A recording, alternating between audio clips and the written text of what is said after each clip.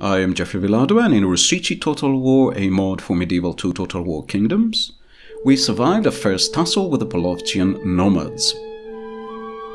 Here's Nushi, a former Kievan castle we now control.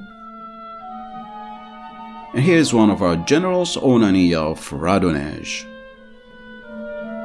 You may remember that the Polovtsian leaders died in battle, so now the nomads have gone rebel, but they continue to pillage the land, costing us a fortune. We need to see them off.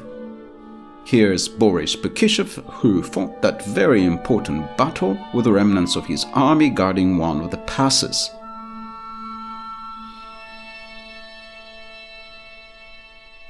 Here's again Onani of Radonej with his fresh army. He has low loyalty. Hopefully the forthcoming showdown with the nomads will improve that. Who do I face? We shall send them to hell or worse! March! He attacks the nearest Polovtsian force. Unfortunately, he's not a night fighter, so he cannot attack at night. 3 nomad armies gang up on him. He still seems to have a marginal superiority, however, at least in numbers. The balance of strength is very much influenced by numbers rather than quality. You will regret not fleeing first. Kill them all, men! So, we're off to battle. I see the carrion birds are here already. Well, I would see them well fed on our foes' guts before we rest. Let's do it! General speeches are short and punchy in this mod. Let's just have a quick look at the wonderful units. This is the general's bodyguard. And look at these skins. Amazing. Amazing. The skins are amazing. Units, await my orders. So I don't know how Rusichi Total War modelers did this. This is so much better than any other mod. So here's again our army. The enemy have brought up more men. They hope to make up in numbers what they lack in bravery. So our enemy has brought up more men. They have almost, I believe, only cavalry. So we have very little cavalry. We have mostly infantry. And we have very little option than form a kind of noob fort. So there we go. We have the spearmen on the outside and the archers behind them, and some few units at the very back with the general to guard against rear attacks. And our enemy is approaching with some of their skirmishers. We have 1 or 2 cavalry units. There's one. They were moving forward to provoke the enemy into an attack, but seeing that the enemy is attacking, our cavalry is moving back near our men to guard the flanks. The enemy has just sent this one unit forward, perhaps to spy on us. The other units are now approaching. We are firing with our skirmishers, with our archers. We have plenty of archers, which is one good thing. They are, some of them, very capable. They are free fighters. They are a Druzina type archer unit.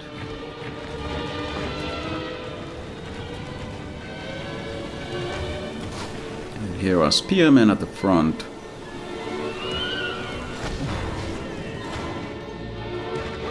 The spearmen are senior militia, a unit that became available just recently.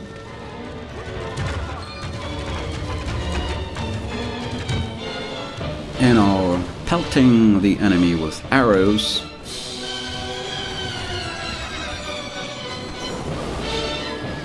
They have no choice but to attack us, but they could have been skirmishing more effectively. They seem to be standing there, taking it, and they have been routed. 2 of their units have been routed. our unit at the far end of the upper right hand corner is making a circle, a shooting circle. They are fighting slightly more effectively. Now they're skirmishing back. The nomads have formed in a big dense group for some reason. That's not very good. We slightly forced them to do this by skirmishing on their flanks, but still they could have done better than this. Now they have a shooting circle here around this unit. But this unit stays there and it's not circling around, so they're suffering casualties. There are more units here. Some of these are circling, others are not. Circling helps because in shooting at a unit, the archers shoot near the center of that unit, and because the enemy unit is circling, you throw arrows mostly in the void, in the center of the circle. In any case, we had enough of this. The enemy has retreated towards that hill, seeing that they were losing this battle. They were outnumbered and outwitted. The battle is in our favor. If we remain true and wholehearted, victory will be ours.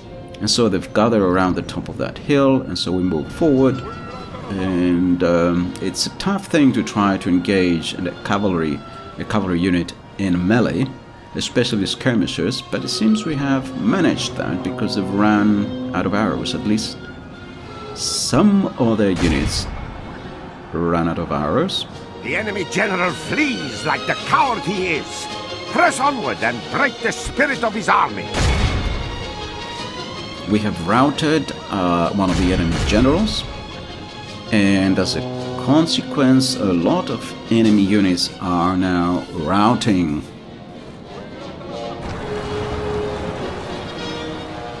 They're going back home to their tents in the steppes.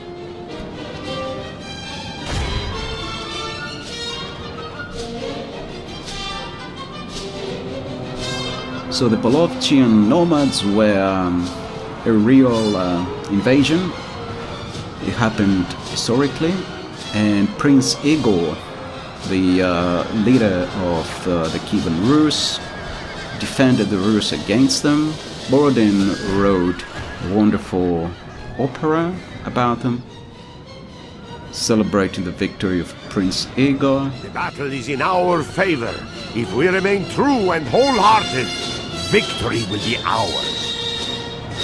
The enemy general flees like the coward he is. Press onward and break the spirit of his army. And that is the music you've been hearing during this battle. The enemy commander has been forced to flee.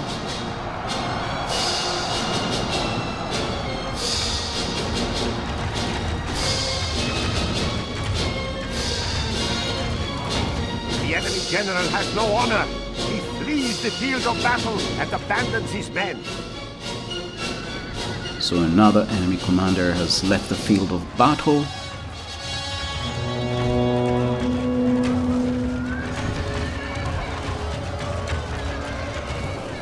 We must push our advantage. The enemy general has no honor. He flees the field of battle and abandons his men. And the third enemy general has been forced to flee. And so victory is now sealed.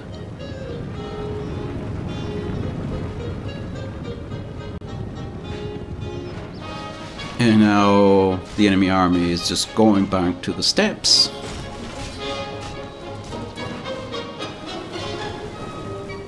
There goes one of the enemy generals. He was an infantryman, maybe his horse was killed. Captain Kogadai is dead. Or taken prisoner. Here's our glorious general, Onania of Radonej.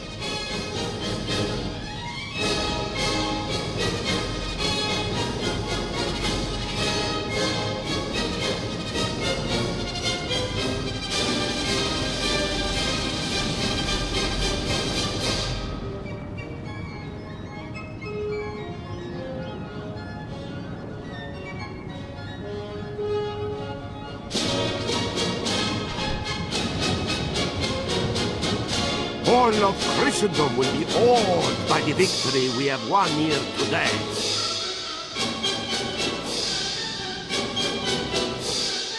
So, all of Christendom is awed by the victory Onani of Radonej has scored today. We lost 2/5 of our army.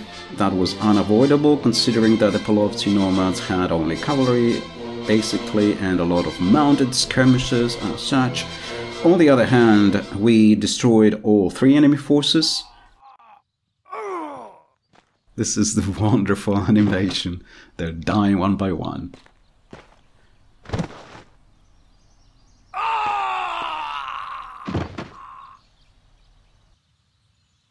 We tore them apart, my lord. Victory! We tore them apart and it serves them right for pillaging our land.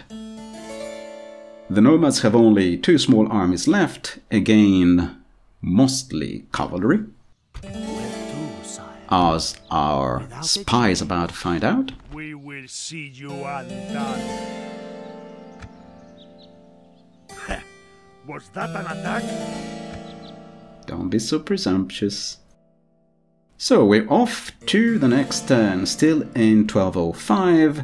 With the nomads nearly beaten, we can now turn our attention to the great plan of unifying all the Rus. We ask Poland for subsidies and they agree. We offer Hungary a ceasefire, but they want to stay at war. Relations with the Kingdom of Hungary have gone down to abysmal.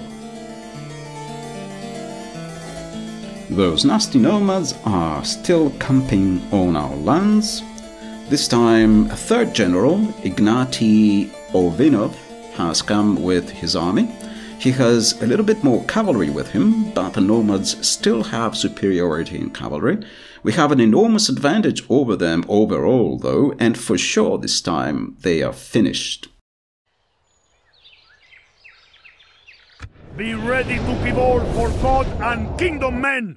To battle! I expect victory. Our people expect victory. And given the quality of men over there, what's to stop us having a victory?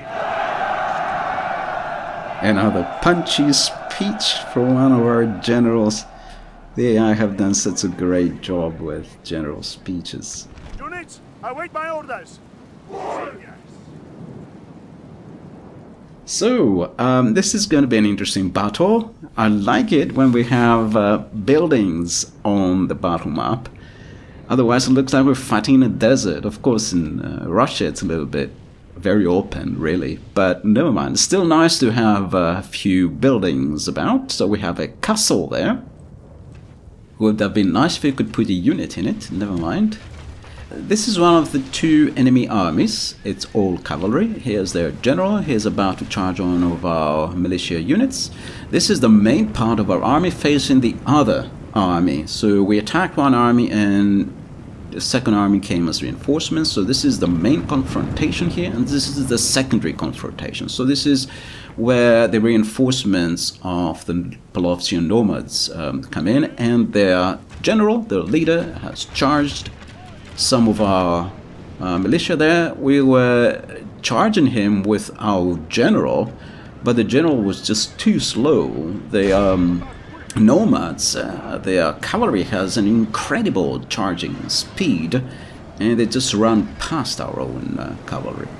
And so they charged our militia there, and our general then charged them in the rear.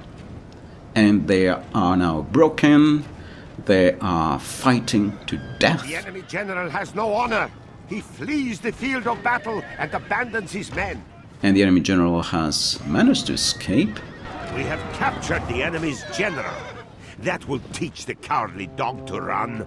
Now he can rest at our leisure. No, he was slain by some of our bodyguards, or druzina, whatever they were. I think they were bodyguards. So Chagdu of the Mordvins is slain. And on this side we're now winning. The enemy still has some mounted skirmishers, and they are about to be surrounded. They are being pushed off the wall. Here's another wonderful view of what is presumably the sunrise, possibly the sunset. The enemy flees the battle! Run down those worthless peasants! So that enemy army has retreated. If the battle starts without any movement being expended at the beginning of a unit's sort of turn, then it's morning. And if it's near the end of a unit's movement, then it's sunset. So this could have been either morning or sunset. In any case, here we have our main army now, and we've been shooting at the enemy from the distance. We had some cavalry skirmishing, and our general came from the other side. Unfortunately, the enemy general here charged with an enormous speed at one of our militia units. Fortunately, the militia are armed with spears, and we sent some Druzina, dismounted Druzina, to the rear. And so the enemy general here is in big trouble. He's in a very tight spot. It is unwise to praise the day before sunset, but our men are winning the battle and forging a worthy victory. Praise the Almighty! Our enemy has lost his stomach to fight. We must push our advantage. And so the enemy general has been broken. He's died. And the rest of the units were charged by our general and the other units that had defeated the enemy reinforcements. They were charged in the flank. The enemy had some bandits as infantry. They were routed. Then we attacked the rear, so all the other units were scattered. And we are now taking prisoners, trying to improve our general's loyalty through a crashing victory here. The enemy bandits that fought on the side of the nomads.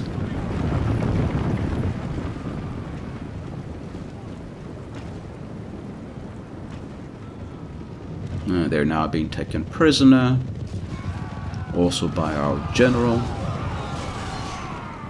Ignati Ovinov.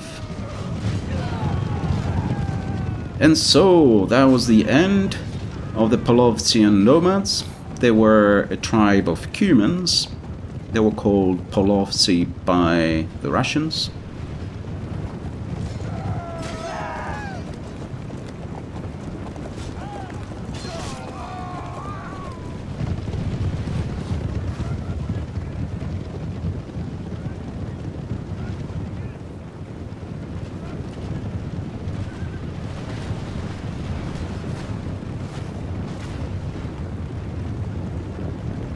This is a clear victory that goes to only men of great virtue and valor. So that was a clear victory from Ignati Ovinov. We lost 90 men and destroyed the last 2 nomad forces. Our losses were mainly militia, no big deal.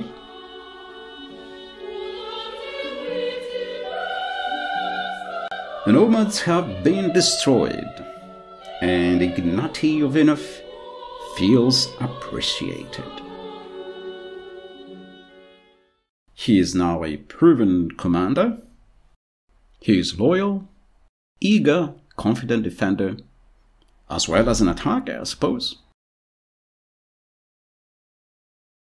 We now have 22 generals and control 42 regions. Half of them are villages, however. Next, a Hungarian army had been besieging Kosice. Vyacheslav the Wrathful was defending Kosice. Andrei the Just arrived with a relief force, and he attacks the Hungarians. The Hungarians have brought along plenty of peasants and militia. At this time, the Hungarians, I believe, still had decent cavalry. I guess they were always known for their cavalry, but at one point they had basically only cavalry. But here their cavalry is conspicuous by its absence. We shall claim victory in God's name, men! To battle!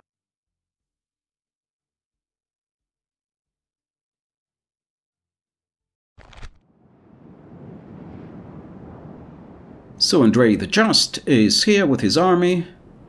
Very fortunately, or perhaps very wisely, he has set camp on top of a hill overlooking the Hungarian army. Stand fast, men, and remember what the enemy do to women and children. Now, strike them down and cleanse their evil! Fantastic speech, great voice acting, great everything. But I'm sure the Hungarians are not so mean. Okay, never mind. It's just a generic speech. So here's the army, they're hiding in the tall grass in the forest. It seems we've got plenty of militia and some peasantry. Cheap militia, they're not even upgraded, they don't have helmets. They have shields at least. Here's some peasants with warm hats and animal skins for armor. Await my orders. Okay, time for battle.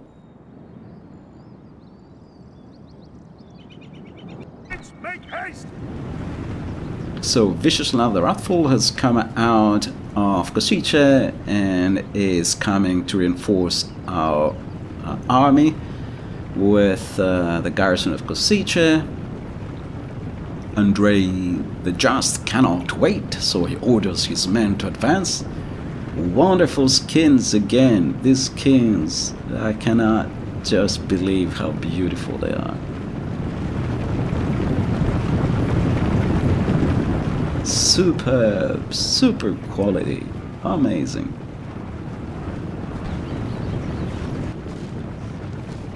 Even these simple units, these junior militia and the peasants, they look amazing. So we have some junior militia archers here. They've opened fire at the approaching Hungarians. Well, the Hungarians are at a range on the lower slopes of this hill, or in the mid slope, and they're trying to fire. The archer fire from our side. The arrow fire has made them to respond by moving up the hill. So at the front are some militia units. They're charging up the hill. And they're screaming as they're charging up. But it was a rather pathetic charge, really. It's hard to charge uphill. And here we've got some junior militia with shields, fortunately, but no other armor, no helmets, no body armor. We also have these peasants here with no armor at all, except these animal skins they're wearing.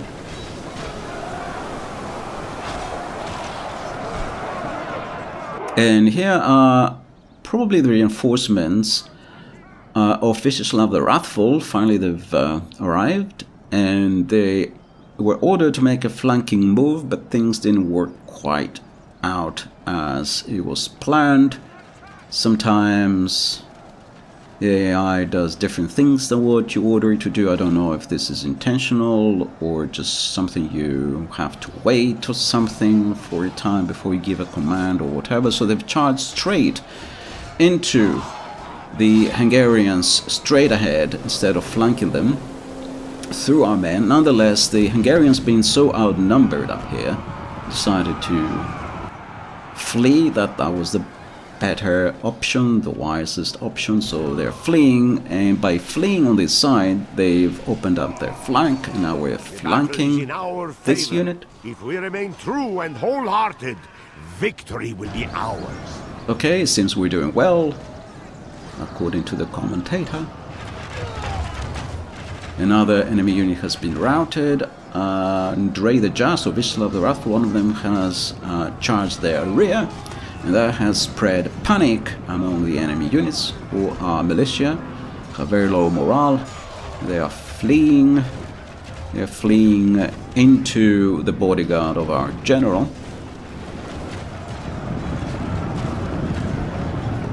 We don't seem to have lost many men here. These men are running into a tree in a hurry to escape. The enemy are badly blooded. They have lost half their men.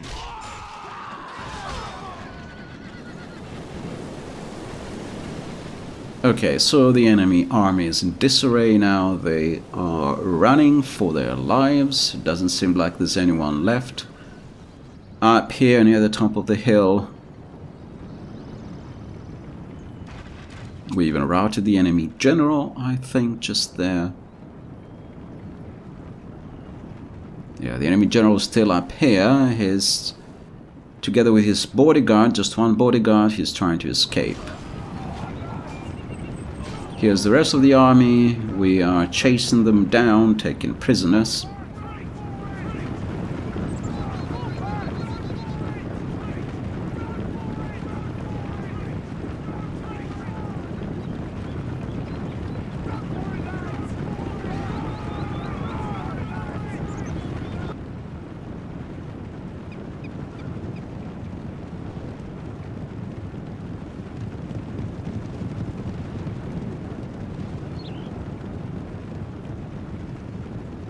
Here are two generals. They are running after the enemy army, taking prisoners. They are the only cavalry we have.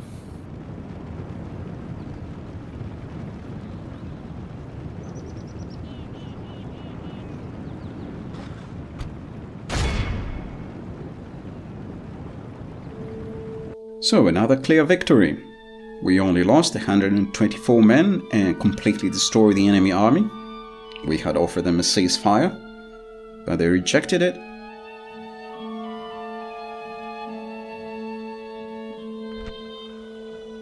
We offer the captives up for ransom.